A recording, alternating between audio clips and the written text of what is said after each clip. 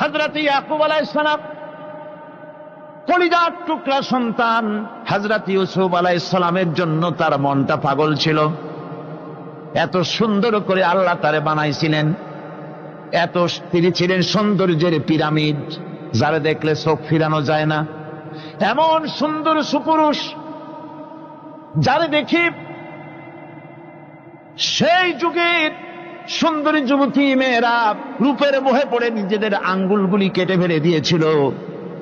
রূপের মোহে এমন অবশ হয়ে গেছে, আঙ্গুল কেটেছে, হাত কেটেছে, টের পায় নাই।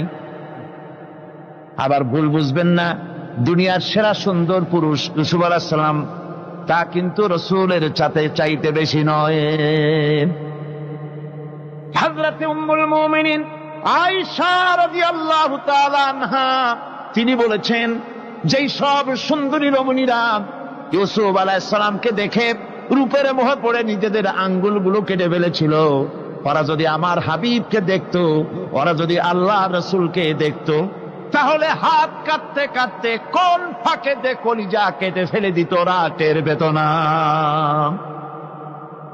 আবার বন্ধুগণ, হযরত আইয়ুব আলাইহিস সালাম সন্তানের মায়া, অন্যান্য ভাইরা হিংসায় পড়ে গেল, তারা নিয়ে তাকে কুয়ায় ফেলে দিল। সেখান থেকে তারা একটা ছাগল বা কোনো পশু জবাহ করে তার রক্ত মাখাইয়া জামায় এনে হাজির করে দিল। হযরত ইয়াকুব আলাইহিস সালামের সামনে যে তারে নিয়ে খেলা করতে গিয়েছিলাম, আমরা খেলায় লিপ্ত ছিলাম, বাগে খাইয়া ফেলাইছে। এগুলি কি গপ্প? এগুলি কি কোরআন? আল্লাহ পাক শোনাচ্ছেন, বিশ্ববাসীকে শোনাইছেন। সূরা ইউসুফের চাইতে এত সুন্দর উপখ্যান গোটা পৃথিবীতে আর নাই। সুবহানাল্লাহ। অনেকে ইউসুফ জুলাইখার কেসা খুব মজা করে পড়ে, ফুর্তি করে, প্রেমের গল্প পড়ে। এটা কোনো প্রেমের গল্প নয়। ইউসুফ আলাইহিস সালাম, জুলাইখা ইউসুফ আলাইহিস সালামের জন্য কাঁদতে কাঁদতে চোখ কানা হয়ে গেছে। এরপর ইউসুফ আলাইহিস সালাম জুলাইখারে পাওয়ার জন্য পাগল হয়ে গেছে। নাউজুবিল্লাহ, এটা হয়নি কখনো। তিনি আল্লাহর পয়গম্বর, আর আল্লাহ কেমনে তারে বাঁচিয়েছেন? যখন জুলাইখা ঘরের ভিতরে সুন্দর করে যৌন উন্মাদনামূলক চিত্র অঙ্কিত করে ঘরের মধ্যে আটকায় দিয়েছে, তালা লাগায় দিয়েছে, আর নিজে যৌন উদ্দীপক কাপড় চোপড় পরেছে না পরার মতোই। সে যুগের সুন্দরী মেয়ে জুলাইখা, তার কুপ্রবৃত্তিকে চরিতার্থ করার জন্য আহ্বান করা হয়েছে।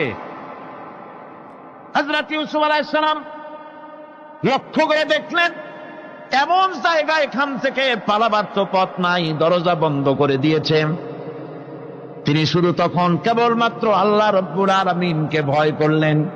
আল্লাহকে ভয় করে আল্লাহর নাম নিয়ে যখন তালাবদ্ধ দরজার দিকে দৌড় দিয়েছেন, আল্লাহ রব্বুল আলামিন আপন কুদরতে তালাগুলি খুলে দরজা তার জন্য উন্মুক্ত করে দিলেন।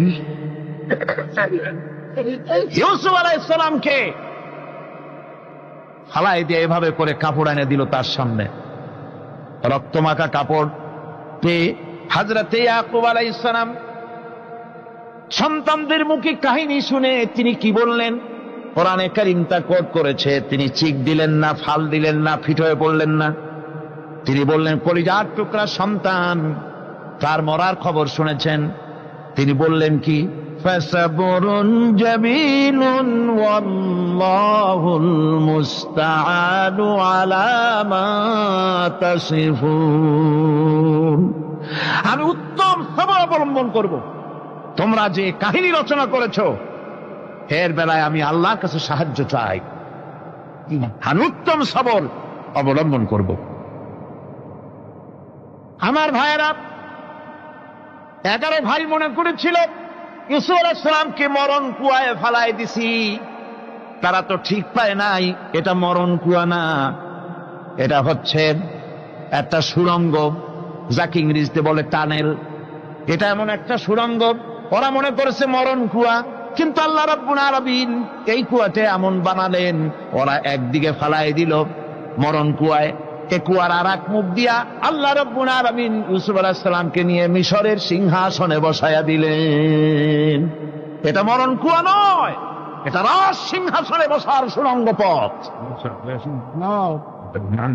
ইউসুফ আলাইহিস সালাম আজ প্রেসিডেন্ট, সুবহানাল্লাহ, প্রেসিডেন্ট হয়ে বসে আছেন। ওদিকে কেনানে অভাব লেগে গেছে, সেখানকার মানুষেরা সাহায্য নিতে এসেছে, ওই 11 ভাইও আসছে। হযরত ইউসুফ আলাইহিস সালাম দেখেই চিনে ফেলেছে, ওরা কিন্তু তখনও ঠিক পায় নাই। হযরত ইউসুফ আলাইহিস সালাম চিনে ফেলেছেন, এখন কি করা উচিত? সবগুলাকে ঠ্যাং উপরের দিকে উঠাইয়া তারপরে সমানে ধোলাই দেওয়াই তো স্বাভাবিক ছিল, আমাদের মতো মানুষ হইলে, ঠিক কিনা? ঠিক তো বলবেনি, অভ্যাস তো এটাই। হযরত ইউসুফ আলাইহিস সালাম তাদের সামনে পরিচয় দিলেন। তারা যখন বুঝতে পারল, লজ্জায় তাদের মাথা হেট হয়ে গেল। হযরত তার এক তো লজ্জা, আর 2 নম্বরের ভয়, জান নিয়া কেনানে কেউ ফিরে যাইতে পারবো না। এখন অবস্থা হয়েছে যে জীবনই যায় নাকি এখানে। হযরত ইউসুফ আলাইহিস সালাম ভাইদের এই করুণ দুরবস্থা বুঝতে পারলেন, বুঝে চরম ধৈর্য ধরে তিনি কি বললেন? তিনি বললেন, লা তাসরিবা আলাইকুমুল ইয়াউম। ও ভাইরা, তোমাদের বিরুদ্ধে আমার কোনো পাপ নাই, দুঃখ নাই, বিদ্বেষ নাই, হিংসা নাই, আল্লাহর রাস্তায় মাফ করে দিলাম।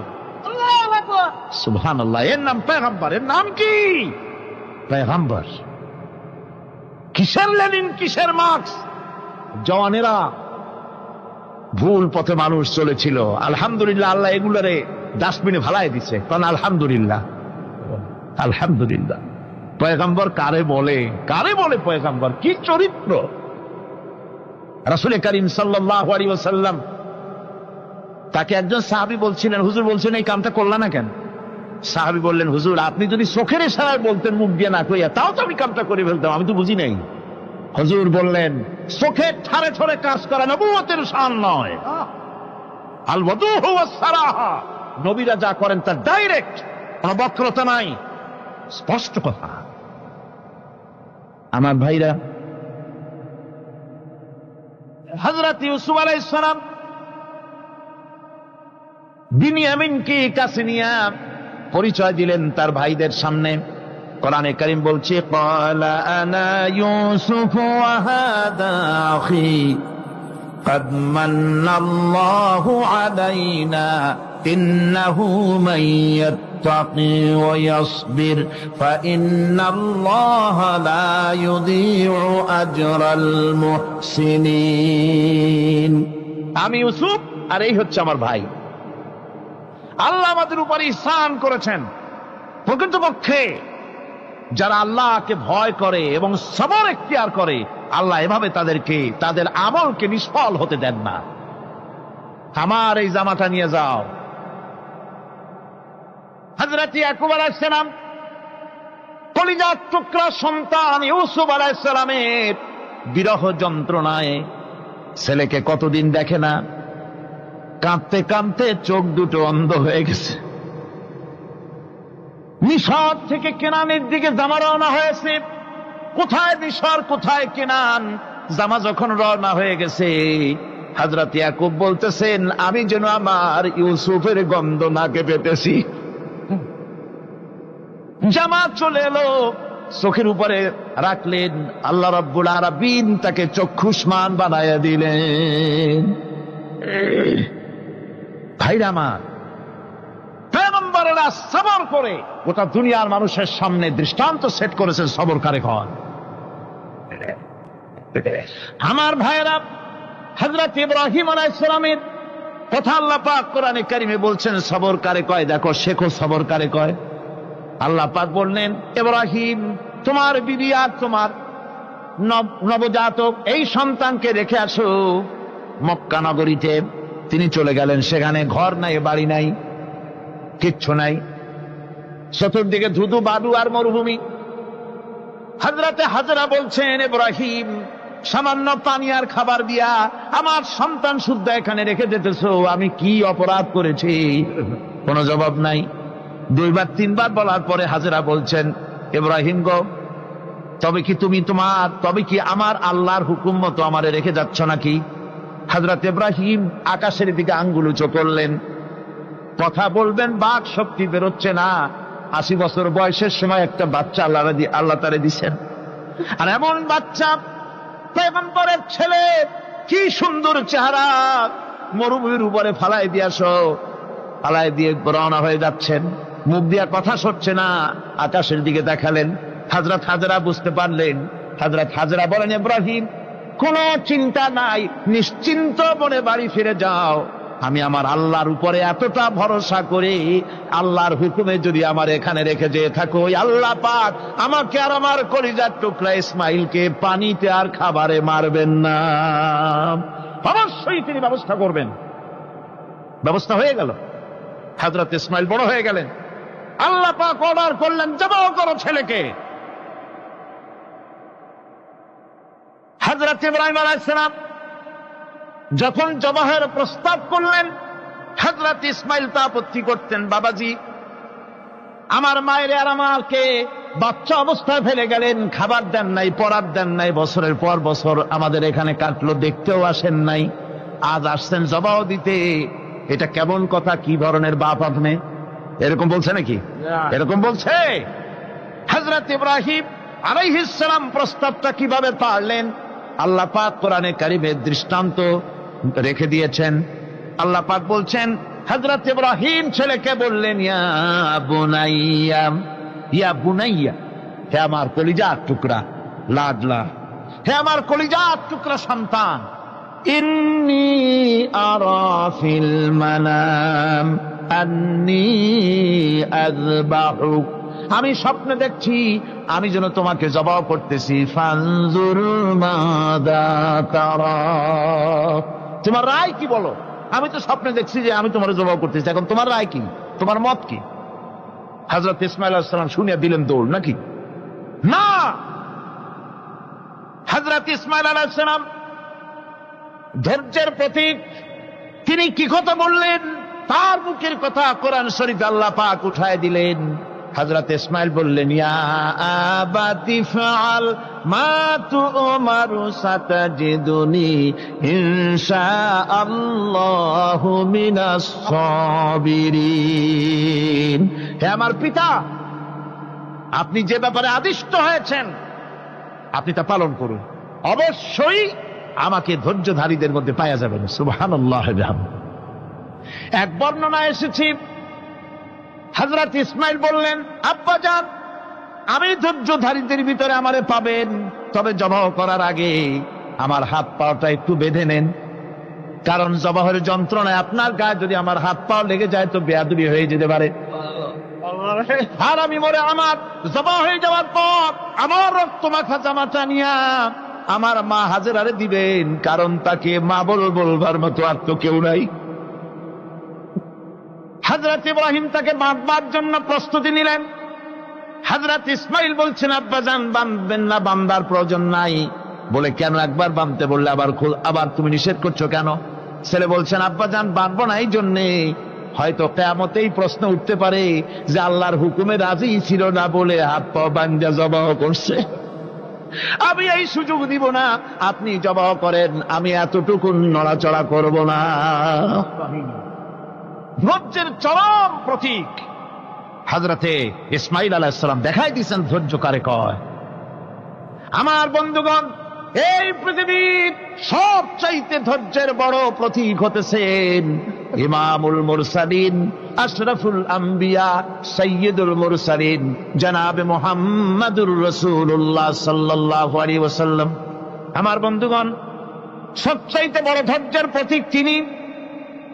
কাউকে একটা গালি দেন নাই জীবনে, কাউকে ঠাট্টা করেন নাই, কাউকে মারেন নাই, কারো মনে দুঃখ দেন নাই। তিনি দুঃখ পেয়েছেন, তিনি কাউকে দুঃখ দেন নাই।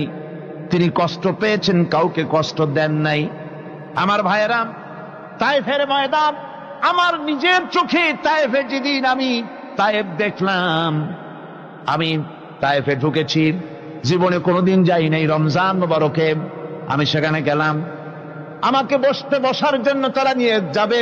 আমি বললাম, আগে বসবো না, আমারে আগে নিয়ে যাও, আমার নবীকে কোন জায়গায় ওরা মেরেছিল সেই জায়গাটা দেখাও। তায়েফের সেই গলিতে যখন আমি গিয়েছি, দুই দিকে পাহাড় দাঁড়ানো, তায়েফের লোক আমার সাথে ছিল, তারা বলল এই জায়গাটা প্রথম যেখানে চতুর্দিক থেকে নবীজিকে পাথর মারছিল আর আল্লাহর নবী বেহুশ হয়ে পড়ে গিয়েছিলেন। 3টা দিন না খাওয়া, হযরতে খাদিজা নাই, আবু তালিব নাই, মক্কায় জায়গা নাই পা রাখার। নবীজি 3টা দিন ঘুরলেন। নেতারা বলল তুমি যদি নবী হবে তো এতিম হলে কেন? আল্লাহ নবী বানাবার জন্য কি একটা ধনী মানুষ পায় নাই? তোমার মতো এতিম আর গরিবের নবী বানাইলো কেন? আল্লাহ নবী 3 দিন পর যখন দেখলেন কেউ দাওয়াত শোনে না, কেউ মানে না, কেউ গ্রহণ করে না, তখন তিনি নেতাদের অনুরোধ করলেন ঠিক আছে দাওয়াত তো কবুল করলে না, তবে একটা কাজ করো, অন্তত আমি যে তায়েফে আসছিলাম এই খবরটা মক্কায় দিও না, ওরা আরো অত্যাচার বাড়ায় দেবে।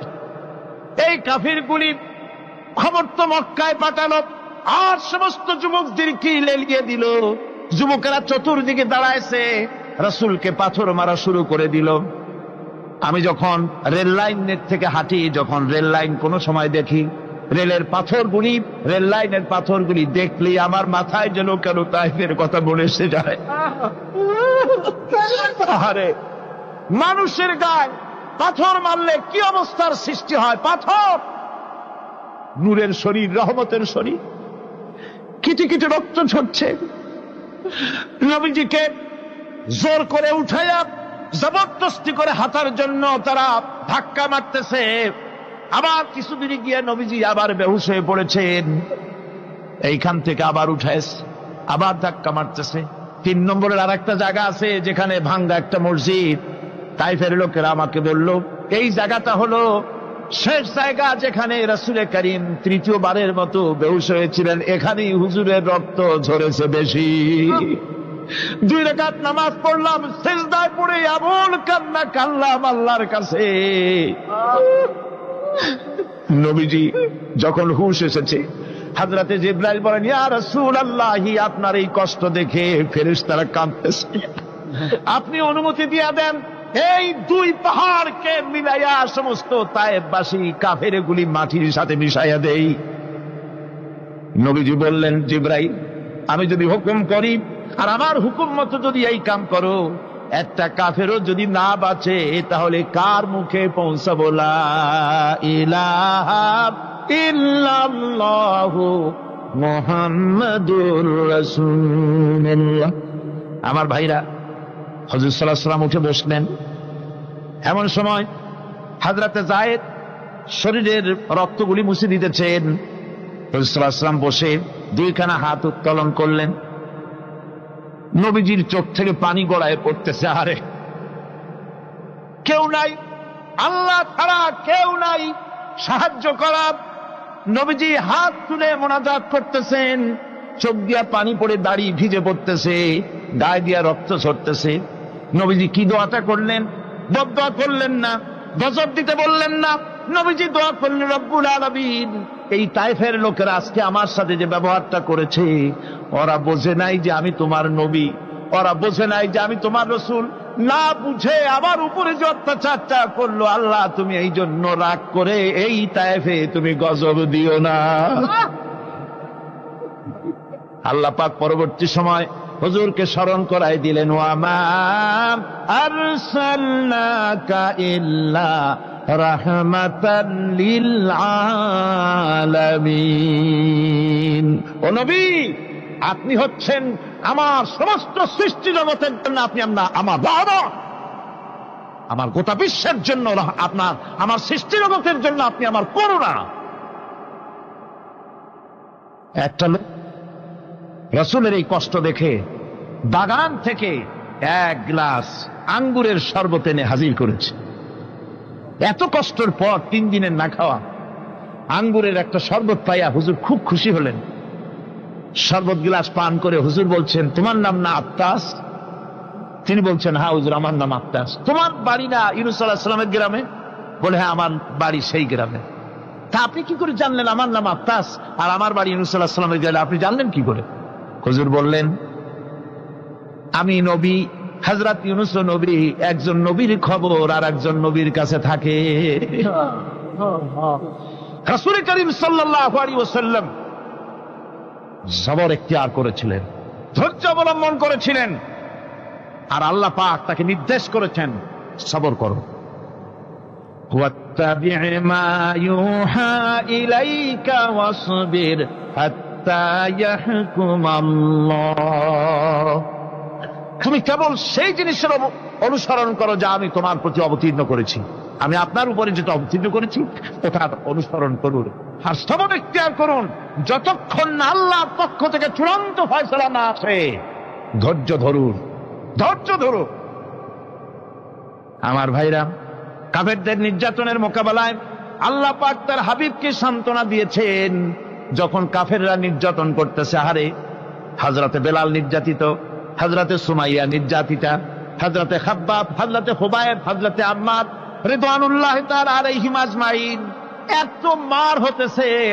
হযরতে ওমর হযরতে খাব্বাব রাদিয়াল্লাহু তাআলা আনহুকে খোলা গায়ে দেখে বলছিলেন, খাব্বাব রে, তোমার পিঠে এত গর্ত কেন? এত গর্তওয়ালা পিঠ তো আমি মানুষের দেখি নাই, এত চিকুন কোমরওয়ালা মানুষও তো দেখি নাই। তিনি বলেছেন, ওমর তুমি কি ভুলে গেছ? ইসলাম কবুল করার অপরাধী কাফির বেঈমানেরা আগুন জ্বালায়া আংটা আগুনের উপরে আমাকে চিৎ করে শোয়াছে। আমি যেন নড়াচড়া করতে না পারি সেজন্য আমার বুকের উপরে পাথর চাপা দিয়ে রেখেছিল।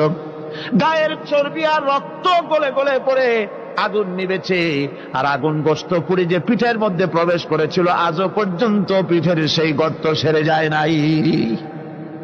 এভাবে অত্যাচার হচ্ছিল সাহাবীদের উপর।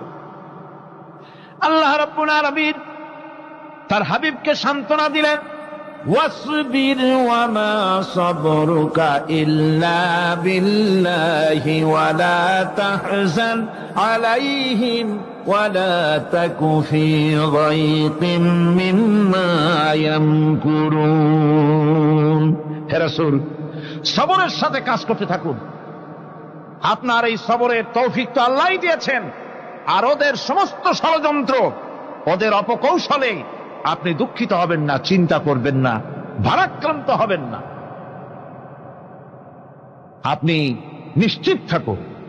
ওয়াসবির লিহুকমি রাব্বিকা ফাইন্নাকা বিআয়ুনিনা। হে নবী, আপনার রবের চূড়ান্ত ফয়সালা আসা পর্যন্ত ধৈর্য ধারণ করুন।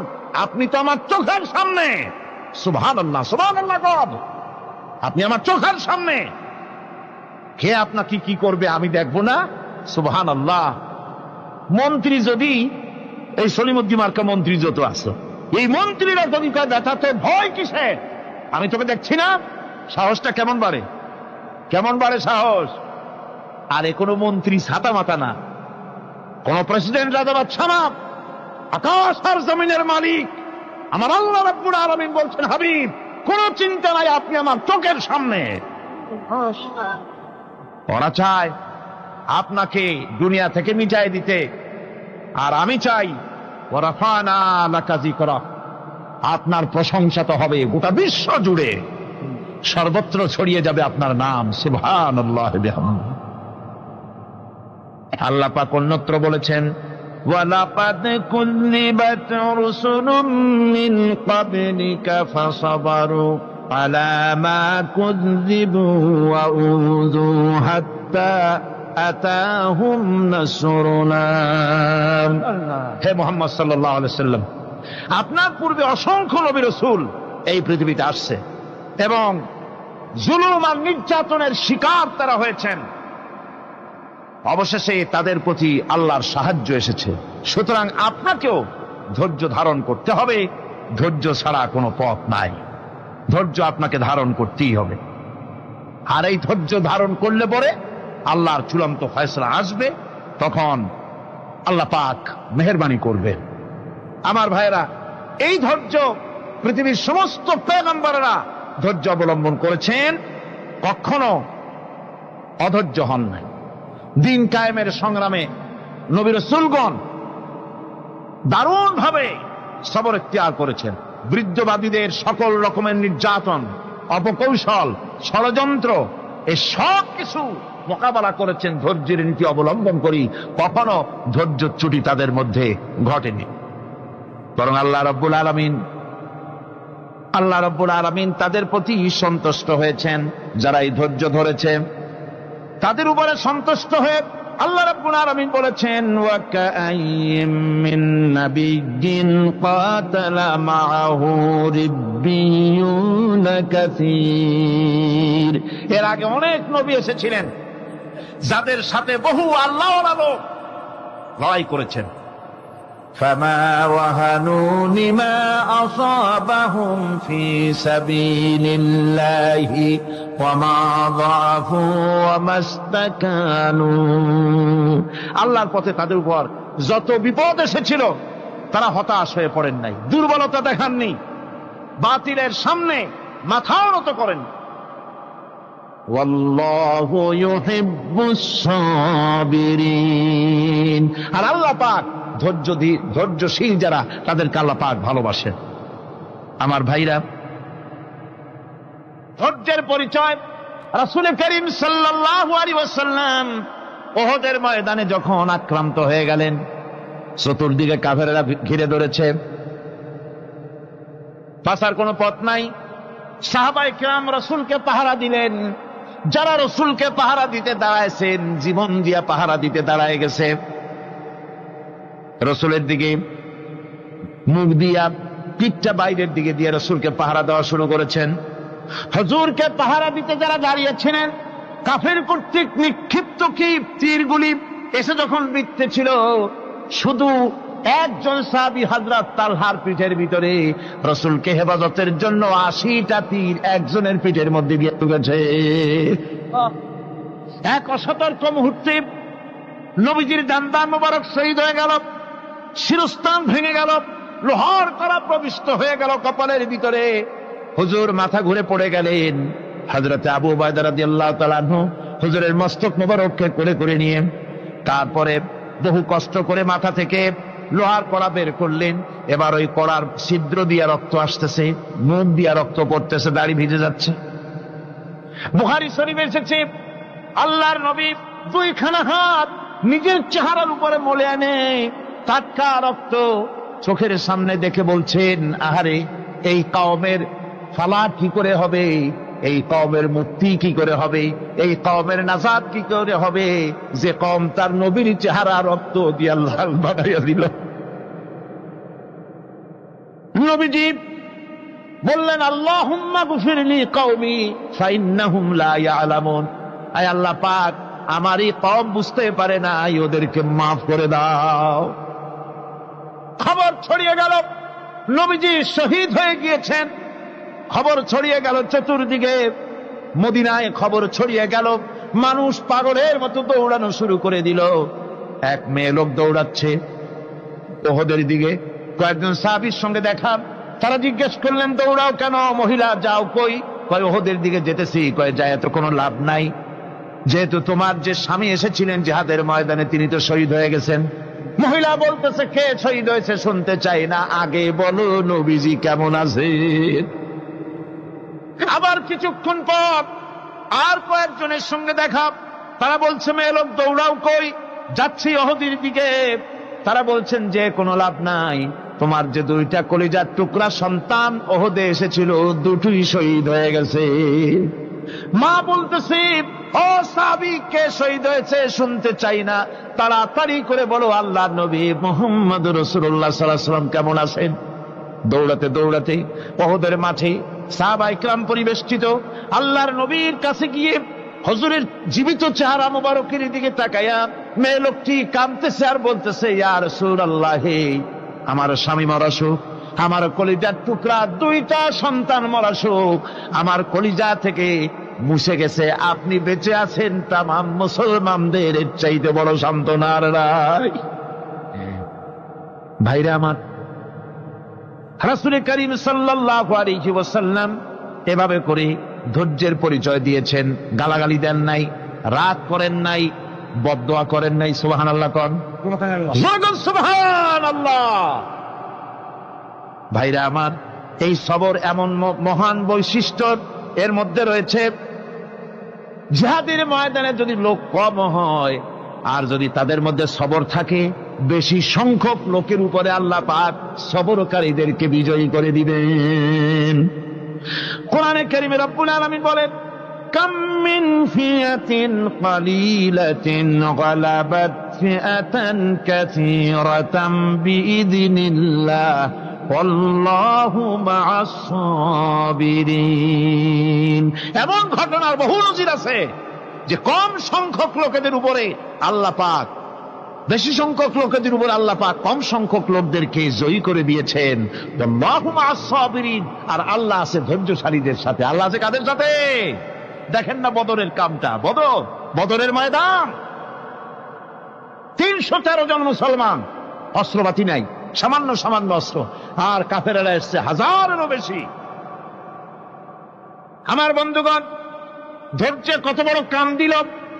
ধৈর্য ধারণ করেছেন তারা, আল্লাহর উপরে ভরসা করেছেন। আল্লাহ রাব্বুল আলামিন অস্ত্রের কাজ কি দিয়া করায় দিলেন। একজন সাহাবী এসে বলছেন, হুজুর, জিহাদের ময়দান, ইসলামের প্রথম জিহাদ, আমার কাছে তো অস্ত্র নাই, মেহেরবানি করে একটা অস্ত্র আমারে দেন, আমি লাফায় পড়ি জিহাদের মধ্যে। হুজুর বলেন, অস্ত্র তো আমার কাছে নাই, দিবটা কি? সাহাবী বলছেন, হুজুর, অস্ত্র না থাকে যা পারেন তাই দেন, আপনার হাত দিয়ে যা দিবেন আমি দাঁড়ায় থাকতে পারবো না, জিহাদে আমাকে শরীক হতেই হবে। নবীজি কাছে পেলেন একখানা শুকনা খেজুরের ডালখানা তুলে সাহাবীর হাতে তুলে দিলেন।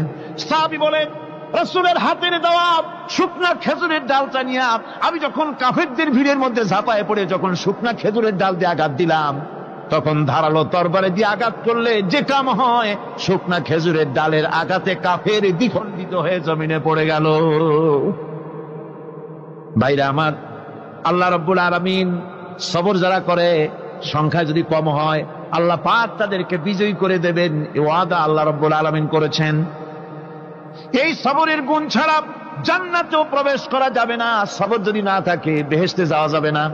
ভালো করে মনে রাখেন, আল্লাহ পাক বলছেন, আম্মা হাসিবতুম আন তাদখুলুল জান্নাতা ওয়া লাম্মা ইয়া'লামিল্লাহুল্লাযীনা জাহাদু মিনকুম ওয়া ইয়া'লামাস সাবিরিন। তোমরা কি মনে করেছো এমনি বেহেশতে চলে যাবা? এটা কি মামু বাড়ির আবদার নাকি? এমনি বেহেশতে চলে যাবা? অথচ আল্লাহ রাব্বুল আলামিন এখনো দেখেন নেননি যে তোমাদের মধ্যে কারা জিহাদ করতে প্রস্তুত, কারা তোমাদের মধ্যে জিহাদ করে জান দেওয়ার জন্য প্রস্তুত, আর কারা ধৈর্যধারী, এটা তো আল্লাহ এখনো দেখে নেন নাই। সুতরাং হক এবং বাতিলের সংগ্রামে লিপ্ত হতে হবে। আল্লাহ দেখতে চান কারা জীবন দিতে চায়। সুতরাং ইসলামী আন্দোলনে যারা শরীক হবে, তাদের বিপদ এবং মুসিবত দিয়ে আল্লাহ রাব্বুল আলামিন তাদের সাহসিকতা এবং ধৈর্যের পরীক্ষা নিবেন। কোরআনে কারীম বলছেন, ওয়ালানাবলুয়ান্নাকুম হাত্তা না'লামাল মুজাহিদিনা মিনকুম ওয়াস-সাবিরিনা ওয়া নাবলুয়া আখবারাকুম। অবশ্যই আমি তোমাদেরকে পরীক্ষার সম্মুখীন করব, আর তোমাদের মধ্যে সত্যিকার মুজাহিদ, দৃঢ়তা অবলম্বনকারী কারা, আমি তা দেখব। এটা যেন আমি দেখে নিতে পারি, সেই জন্য আমি বিপদ এবং মুসিবতের মধ্যে তোমাদের ফেলব। ধৈর্যধারীদের উপরে আমার রহমত অবশ্যই থাকবে। খবর এমন এক সম্পদ যা ধারণ করলে পরে আল্লাহ রাব্বুল আলামিন রাষ্ট্রীয় ক্ষমতা দান করে দেন। কোন সুবহানাল্লাহ, জোরে কোন সুবহানাল্লাহ। ধৈর্য ধারণ করলে আল্লাহ রাষ্ট্রের মতো বিরাট নিয়ামত আল্লাহ হাতে তুলে দিবেন। তার প্রমাণ কোরআন শরীফ আল্লাহ বলছেন, বনী ইসরাইলরা মিশর থেকে যখন বহিষ্কার হয়ে গেল, তাদের যখন পা রাখার কোনো জায়গা থাকলো না, বনী ইসরাইলরা মিশর থেকে যখন বহিষ্কার হয়ে গেল, এরপরে আল্লাহ পাক তারা যখন ধৈর্য অবলম্বন করলো, আল্লাহ পাক তাদের ব্যাপারে বলছেন, ওয়া আওরাসনাল কওমাল্লাযীনা কানু ইউস্তাদআফুনা মাশারিকাল আরদি ওয়া মাগারিবা আল্লাতী বারাকনা ফিহা। আর তাদের স্থলে আমি নির্যাতিত লোকদেরকে প্রতিষ্ঠিত করলাম। পশ্চিম এবং উত্তরের তাদেরকে আমি পশ্চিম এবং পূর্বের উত্তরাধিকারী তাদেরকে বানায় দিলাম। বিরাট এলাকা তাদের হাতে আমি তুলে দিলাম। ওয়া তাম্মাত কালিমাতু রাব্বিকাল হুসনা আলা বানি ইসরাঈলা বিমা সাবারু। আর এভাবে করে আল্লাহ পাক তার কথাকে পূর্ণ করলেন বনি ইসরায়েলদের উপরে সবর এখতিয়ার করার জন্য, ধৈর্য ধরার কারণে আল্লাহ পাক রাষ্ট্রের মালিক তাদের বানাই দিলেন। যেরকম সুবহানাল্লাহ। সবর যদি করা হয় তো যুদ্ধ যদি বাদে, যদি জাহাজ শুরু হয়ে যায়, আল্লাহ পাক বলেছেন ফেরেশতা দিয়ে সাহায্য করবে। যদি সবর থাকে তোমাদের, সবর থাকলে আল্লাহ কি দিয়ে সাহায্য করবেন? ফেরেশতা। কোরআনে কারীম বলছে বালা ইন তাসবিরু ওয়া তাত্তাকু ওয়া ইয়াতুকুম মিন ফাওরিহিম হাদা ইউমদিদুকুম রাব্বুকুম বিখামসাতি আলাফিন মিনাল মালাইকাতি মুসাউমিন। হ্যাঁ, তোমরা যদি ধৈর্য অবলম্বন করো আর আল্লাহকে ভয় করে চলো, তাহলে এক্ষুনি আল্লাহ রাব্বুল আলামিন তোমাদের জন্য কাতারে কাতারে শৃঙ্খলাবদ্ধ ৫,০০০ ফেরেশতা দিয়ে তোমাদেরকে সাহায্য করবেন। সুবহানাল্লাহ। তোমাদেরকে ফেরেশতা দিয়ে সাহায্য করা হবে। তোমরা যদি সবর এখতিয়ার করো, তাহলে সংখ্যা যদি কম হও, বেশি সংখ্যার উপরে জয়ী করে দেব। ইয়াকুম মিনকুম ২০ সাবিরুনা ইয়াগলিবু মিআতাইন। যদি তোমাদের ভিতরে ধৈর্যশীল ২০ জন হয়, আমি ২০০ কাফেরের বিরুদ্ধে তোমাদেরকে জয়ী করে দেব। সুবহানাল্লাহ। তোমরা যদি হও ধৈর্যশীল ২০ জন, ২০০ কাফেরের উপরে তোমরা জয়যুক্ত হয়ে যাবে। আর বিপদ আর মুসিবতে যারা ধৈর্য ধরে, তাদের জন্য আল্লাহর পক্ষ থেকে সুসংবাদ। সুসংবাদ কাদের জন্য? ধৈর্যধারীদের জন্য। কোরআনে কারীম বলছে ওয়াবাশশিরিস সাবিরিনাল্লাযীনা ইযা আসাবাতহুম মুসিবাতুন ক্বালু ইন্না লিল্লাহি ওয়া ইন্না ইলাইহি রাজিউন। সুসংবাদ সেই সব ধৈর্যশালীদের জন্য যারা নাকি বিপদ এবং মুসিবতে আসলে যারা বলে, কি বলে? পড়েন আমার সাথে, ইন্না লিল্লাহি ওয়া ইন্না ইলাইহি রাজিউন। এটা শুধু আমাদের লোকেরা কেউ মরলে পড়ে, এটা শুধু মরার সময় নয়, বরং যে কোনো বিপদ আর মুসিবত এলে মোমেন বান্দা যারা, তারা কি পড়বে? ইন্না লিল্লাহি ওয়া ইন্না ইলাইহি রাজিউন। নিশ্চয়ই নিশ্চয়ই আমরা আল্লাহর জন্য এবং আমাদের সকলকেই আল্লাহর কাছে ফিরে যেতে হবে, প্রত্যাবর্তিত হতে হবে। সবরকারীদের জন্য রয়েছে জান্নাতের সুউচ্চ সম্মানের জায়গা। জান্নাতে সবচেয়ে সম্মানজনক জায়গা আল্লাহ রাব্বুল আলামিন ধৈর্যশালীদেরকে দান করবেন। কোরআনে কারীম বলছে উলাইকা ইউজসাউনাল গুরফাতা বিমা সাবারু ওয়া ইউলাক্কাউনা ফিহা তাহিয়াতাও ওয়া সালামা। এরা হলো সেই সব লোক যাদেরকে প্রদান করা হবে বেহেশতের সুউচ্চ মঞ্জিল, কারণ তারা সবর এখতিয়ার করেছিল, তারা সবর করছিল, এই জন্য বেহেশতের সবচাইতে ভালো জায়গা তাদের দেওয়া হবে। কোন আলহামদুলিল্লাহ, জোরে কোন আলহামদুলিল্লাহ। এবং জান্নাতে সবরকারীদেরকে সম্বর্ধনা দেওয়া হবে, সম্বর্ধনা দেওয়া হবে। খালিদিনা ফিহা হাসুনাত মুস্তাকাররান ওয়া মুকামা। চিরদিন তারা জান্নাতের ভেতরে বসবাস করবে এবং কতই না সুন্দর, কতই না উত্তম জায়গা সবরকারীদের জন্য আল্লাহ বেহেশতের মধ্যে রেখে যাবেন। জান্নাতে প্রবেশ করার সাথে সাথে চতুর্দিক থেকে ফেরেশতারা ছুটে আসবে সবরকারীদের জন্য। ওয়াল মালাইকাতু ইয়াদখুলুনা আলাইহিম মিন কুল্লি বাব। চতুর্দিক থেকে ফেরেশতারা তাদেরকে ইস্তেকবাল করবে, কি বলবে?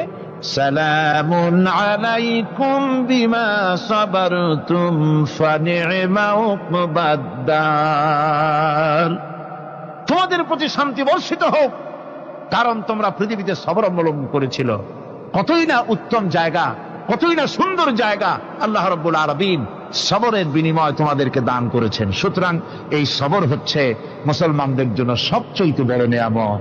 আজ আমার তো মনে হয় পৃথিবীতে মুসলমানরাই সবচেয়ে বেসবর।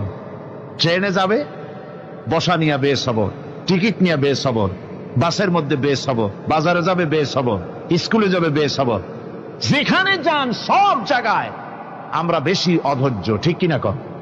সামান্য সামান্য জিনিস নিয়ে ঝগড়া করা, মারামারি করা, এই হচ্ছে আমাদের ট্র্যাডিশন। ধৈর্য অবলম্বন করতে হবে জীবনের সকল ক্ষেত্রে। এই ধৈর্য আমাদেরকে রক্ষা করতে হবে। এই ধরনের ধৈর্য যদি আমরা অবলম্বন করতে পারি, তাহলে আল্লাহ পাক বলছেন, উলাইকা আল্লাযীনা সাদাকু ওয়া উলাইকা হুমুল মুত্তাকুন। এরাই হলো ঈমানের দাবিতে সত্যবাদী। কোন আলহামদুলিল্লাহ। কারা কারা? না না, শুধু সবরকারী না। এই যে 10টা পয়েন্ট বলা হলো, কয়টা পয়েন্ট বলা হয়েছে? 10টি পয়েন্ট। সেই 10টি পয়েন্ট যারা পালন করবে এরা হলো ঈমানের দাবিতে সত্যবাদী, আর এরাই হচ্ছে প্রকৃতপক্ষের মুত্তাকি। আমরা মুত্তাকি বুঝি দাঁতে ছাতা, দাড়ি টাড়ি আশ্রয় না, জাব্বা জুব্বা গায়ে দিয়ে কোনো জায়গায় পড়ে থাকে। হ্যাঁ, এটা বড় মুত্তাকি, খুব পরহেজগার। সালার সত্তর যদি পড়ে তাহলে তো আরো বড় পরহেজগার। জি, আর যদি কাপড় চোপড় মোটেও না থাকে তাহলে তো খাজা বাবা হয়ে গেল। জি, নাউযুবিল্লাহ মিন যালিক। আর আল্লাহ বলছে মুত্তাকি কারে কয় শোনো, এরে কয় মুত্তাকি যাদের মধ্যে এই 10টা গুণ আছে।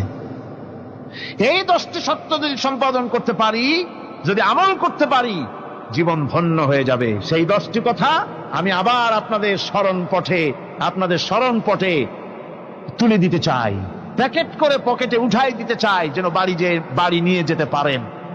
1 নম্বর হচ্ছে 10টি পয়েন্টের 1 নম্বর আল্লাহর প্রতি ঈমান। 1 নম্বরে আল্লাহর প্রতি ঈমান, 2 নম্বরে পরকালের প্রতি ঈমান, 3 নম্বরে ফেরেশতাদের উপর ঈমান, 4র্থ নম্বরে কিতাবের প্রতি ঈমান, 5ম নম্বরে নবীদের প্রতি ঈমান, 6ষ্ঠ নম্বরে সহায় সম্বলহীন নিকটবর্তী আত্মীয়, ইয়েতিম, মিসকিন, প্রবাসী, মুসাফির, সাহায্য প্রার্থী, এদেরকে মুক্ত করার জন্য এদেরকে সাহায্য প্রদান করা, 7 নম্বরে নামাজ প্রতিষ্ঠা করা, 8 নম্বরে যাকাত আদায় করা, 9 নম্বরে ওয়াদা পালন করা, 10 নম্বরে সবর এখতিয়ার করা। কয়টা হইল? এই 10টি কাজ যদি আমরা পালন করতে পারি, বিপদে মুসিবতে ধৈর্য ধারণ করতে পারি, যত মুসিবত আসুক, আসলে এগুলি কিছু না। মুসিবত আল্লাহ টেস্ট করবেন, মুসিবত দিয়া আল্লাহ টেস্ট করেন।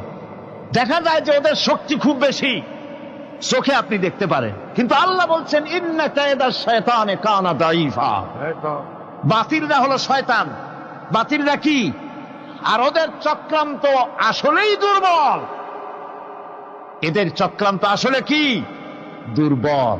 কাজেই এগুলিকে ভয় করা যাবে না। বিপদে মুসিবতে ধৈর্য ধারণ করে যদি অগ্রসর হওয়া যায়, তো আল্লাহ রাব্বুল আলামিন এই 10টি পয়েন্ট যদি আমল করা যায়, দুনিয়াও শান্তি পাবো, আখিরাতেও শান্তি পাবো। যত মুসিবত আসুক, বিপদ আসুক, ধৈর্যের সাথে মোকাবেলা করতে হবে। ধৈর্যের অর্থ কি? আমি আগেই বলেছি, ধৈর্যের অর্থ হচ্ছে অবিচলতা, দৃঢ়তা, বরদাস্ত করা, সহিষ্ণুতা, ধীরতা, স্থিরতা। ধৈর্যের অর্থ এটা নয় একজন একটা থাপ্পড় মারলো আর আপনি বলবেন যে বাবা ব্যথা পাইছে নাকি, তাহলে আরো একখান থাপ্পড় দিয়া দাঁত আমার সবগুলো ভালাই দেয়। এর নাম ধৈর্য নয়।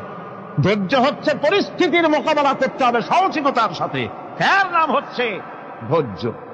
ওই যে আমি একটা দৃষ্টান্ত দিয়ে থাকি, এক সাপ একবার মুরিদ হয়েছিল এক পীর সাহেবের কাছে। পীর বলছিলেন যে আমি তো এইসব সাপ টাপ মুরিদ বানাই না। কয় না হুজুর, আমারে বানান।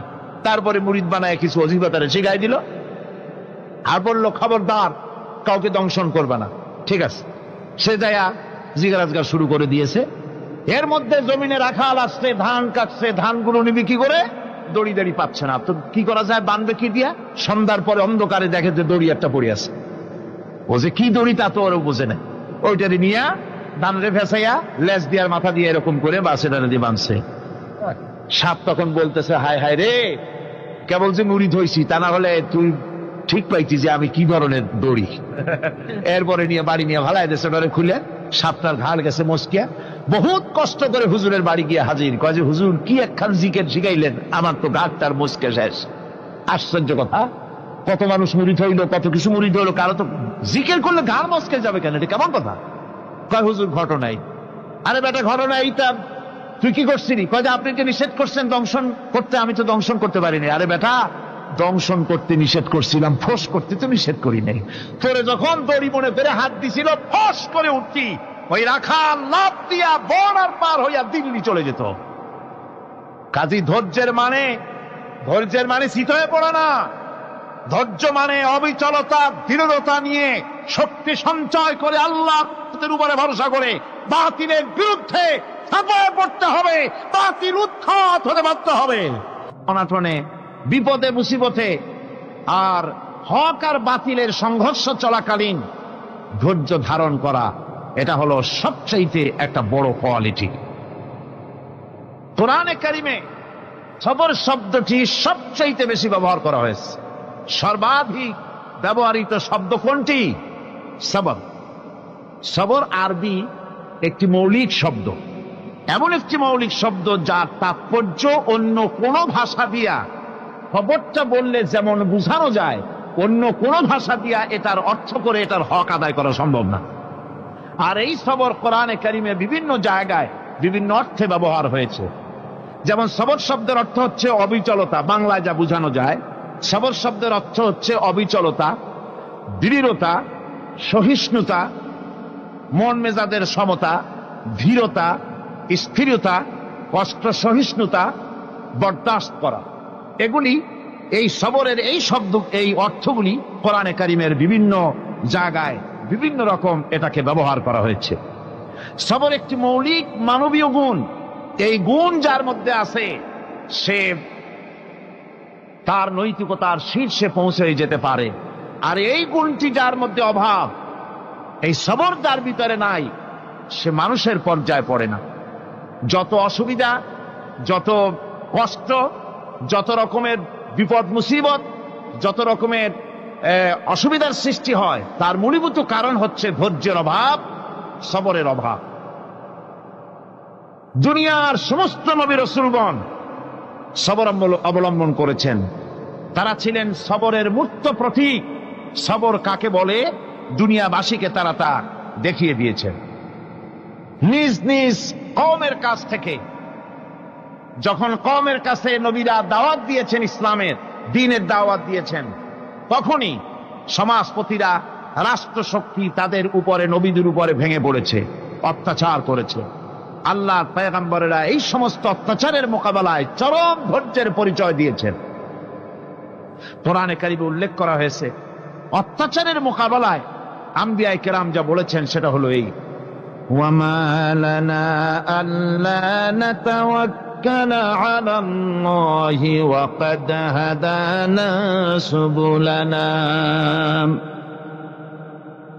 আল্লাহ পাক বলেন, পয়গম্বরেরা বলেছেন আমরা আল্লাহর উপরে ভরসা করব না, তো কার উপরে ভরসা করব? তিনি তো আমাদেরকে সঠিক পথ দেখিয়েছেন, সঠিক রাস্তা আমাদের দেখিয়েছেন, সুতরাং তার উপরেই তো আমরা ভরসা করব। وَلَنَصْبِرَنَّ عَلَى مَا آذَيْتُمُونَا وَعَلَى اللَّهِ فَلْيَتَوَكَّلِ الْمُتَوَكِّلُونَ। তোমরা আমাদের যে সব কষ্ট দাও, পীড়ন দাও, সেজন্য আমরা ধৈর্য অবলম্বন করব। তোমরা আমাদেরকে কষ্ট দিচ্ছ, আমরা ধৈর্য অবলম্বন করব আর ভরসা করব কেবলমাত্র তার উপরে যে আল্লাহ রাব্বুল আলামিন আমাদেরকে নবী করে পাঠিয়েছেন। সেই ভরসা করতে হলে সেই আল্লাহর উপরেই তো ভরসা করা উচিত। আমরা সেই আল্লাহর উপরে ভরসা করে আছি। তোমাদের যত খুশি আমাদের বিরুদ্ধে ষড়যন্ত্র করো, আমাদেরকে অত্যাচার করো। কোরআনে কারিমে হযরত হুদ আলাইহিস সালামের ঘটনা আল্লাহ রাব্বুল আলামিন এভাবে এনেছেন, তাম এলাকার মানুষ তার বিরুদ্ধে ক্ষিপ্ত হয়ে গিয়েছে। সমাজের লোক, রাষ্ট্রশক্তি হযরত হুদ আলাইহিস সালামের উপর অত্যাচারের পাহাড় ভেঙে দিয়েছে। হযরত হুদ আলাইহিস সালাম একা মানুষ, সমাজের, রাষ্ট্রশক্তির এই দুর্বিসন্ধির ষড়যন্ত্রের চ্যালেঞ্জ তিনি গ্রহণ করলেন। আর তিনি বললেন, তিনি যেটা বললেন আল্লাহ পাক কোরআনে তা কোট করে দিলেন। দুনিয়ার সমস্ত ইসলামী আন্দোলনের কর্মীদের জন্য আল্লাহ পাক কোট করে দিলেন, সমস্ত মুমিনদের জন্য তা উল্লেখ করলেন। হুদ আলাইহিস সালাম তিনি জাতিকে বললেন, ফাকিদুনি জামিআন তুম্মা লা তুনদিরুন। তোমাদের যত ক্ষমতা আছে সমস্ত ক্ষমতা নিয়ে আমার বিরুদ্ধে তোমরা ষড়যন্ত্র করো, আর আমাকে এতটুকু অবকাশ দিও না। আমি সেই আল্লাহ রাব্বুল আলামিনের উপরে ভরসা করেছি, যার কুদরতি হাতের ভিতরে আমার জান, আর গোটা পৃথিবীর সমস্ত প্রাণীর জান যার কুদরতি হাতের মধ্যে। যার হাতের ভিতরে গোটা পৃথিবীর সমস্ত জান, সে আল্লাহর উপরে ভরসা করেছি, যা খুশি তোমরা আমার বিরুদ্ধে করতে পারো। সুবহানাল্লাহ। এটার নাম হলো ঈমান, এটার নাম সবর, এটার নাম ধৈর্য। এই ধৈর্য আসে ঈমানে কামেল হলে পরে এবং আল্লাহর উপরে পরিপূর্ণ বিশ্বাস হলে পরে। যদি কারো দিনের মধ্যে কথা বিশ্বাস থাকে যে আমার জন্য আল্লাহর পক্ষ থেকে যদি কোনো বুলেট নির্ধারণ করা থাকে, গোটা বিশ্ব যদি আমাকে পাহারা লাগায়, ওই বুলেট থেকে আমাকে বাঁচাইতে পারবে না। আর আমার জন্য যদি একটা বুলেট আল্লাহ কর্তৃক নির্ধারিত থাকে, তাহলে গোটা পৃথিবীর মানুষ চেষ্টা করেও সেই বুলেট থেকে আমাকে রক্ষা করতে পারবে না। এটার নাম হচ্ছে ঈমান। এই ঈমান যখন মানুষের মধ্যে সৃষ্টি হয়ে যায়, তখন সে বিপ্লবী শক্তিতে পরিণত হয়ে যায়। তার কাছে ভয় বলে কোনো জিনিস থাকে না, যেহেতু সে তো ভরসা করেছে এমন শক্তির কাছে যার চাইতে প্রচন্ড ক্ষমতা আকাশেও কারো নাই, জমিনেও। তিনি কে? জোরে চিল্লায় বলেন, তিনি কে? আমার বন্ধুগণ, রাসূল করিম সাল্লাল্লাহু আলাইহি ওয়াসাল্লাম হিজরতের রাতে সৌর পাহাড়ের গাড়ে সৌরের কাছে যখন চলে গেছেন, হজরে রক্ত হয়ে হয়ে আসতেছে। হযরতে আবু বকর রাদিয়াল্লাহু তাআলা আনহু বলছেন, হে আল্লাহর রাসূল, এখন আর অগ্রসর হওয়া ঠিক হবে না, বেলা উঠে গেলে ধরা পড়ে যাব। এখানে গুহা আছে, ভিতরে প্রবেশ করি। হযরতে আবু বকর রাসূলের সম্মতি পেয়ে হযরতে আবু বকর রাদিয়াল্লাহু তাআলা আনহু বলছেন, ইয়া রাসূলুল্লাহ, পাহাড়িয়া গুহা, সাপ বিচ্ছু থাকতে পারে, আমাকে অনুমতি দেন, আমি আগে ভিতরে ঢুকে সাফ করে আপনাকে ডাকি। ভিতরটা সাফ করে তিনি ডাকলেন। রাসূল করিম ভিতরে ঢুকে বলছেন, আবু বকর, পাহাড় বেয়ে বেয়ে বড্ড কষ্ট হয়েছে, একটু বসো, তোমার উরুর উপরে মাথা রেখে আমি একটু ঘুমাইয়া যাই। আল্লাহর নবী আরাম ফরমাচ্ছিলেন। সকালবেলায় কাফির বেঈমানরা যখন আস্তে আস্তে করে গুহা মুখে পৌঁছে গেছে, পায়ের চিহ্ন এখানে শেষ, তাদের নিশ্চিত ধারণা এর ভিতরে নবীজি আছেন। বলছে, বেরিয়ে আসো। একজন বলে নাই, আর একজন বলে আছে। এভাবে তাদের মধ্যে দ্বিমত হয়ে গেল। হযরত আবু বকর বলছেন, ইয়া রাসূলুল্লাহ, আমরা তো ধরা পড়ে গেছি, আমাদের তো আর উপায় নাই। এই গুহাটা এতই অগভীর, শুয়ে যদি হাঁটু উঁচু করা যায় উপর থেকে দেখা যায়, বসলে পরে মাথা দেখা যায়, ধরা তো পড়ে গেছি, উপায় নাই। আল্লাহর নবী তখন তার হাবিব, তার বন্ধুকে কি বললেন? বিশ্ববাসীর জন্য আল্লাহ পাক কোরআনে তা উঠায় দিলেন। নবীজি তার বন্ধুকে ডেকে বললেন, লা তাহজান ইন্নাল্লাহা মা'ানা।